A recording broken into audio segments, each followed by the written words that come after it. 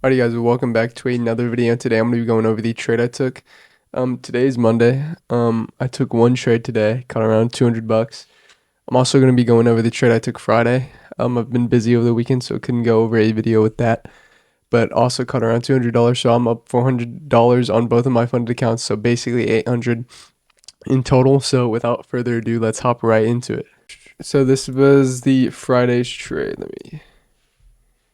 Let me go back like right. Alrighty, so market open. Market open, we come down, we sweep out London lows. Going into the day, I was bearish because we had this 1 hour SIBI above us that we tapped into while taking out this buy side. So I was bearish. I wanted to see price go to the downside, but we took out London lows, started rebalancing potentially to equilibrium of the range. We rebalanced to equilibrium. Let me see OTE. So I'm watching price right now.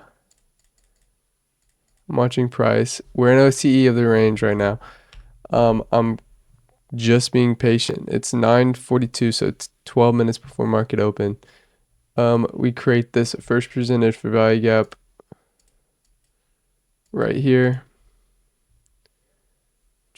First presented. We soup this. I wanted to see this before we ran down lower to like any of these lows, but now we have this initial term low that I want to see be the new drawn liquidity, or I'm going to go for my low hanging fruit.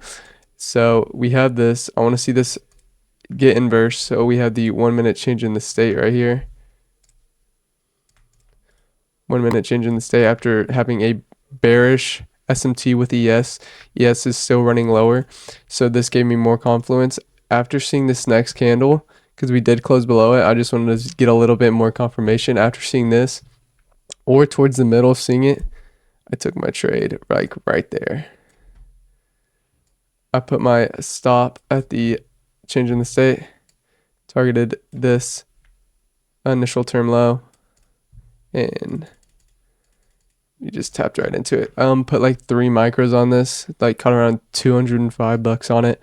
So basically 410. Because I'm copy trading two funded accounts. So yeah.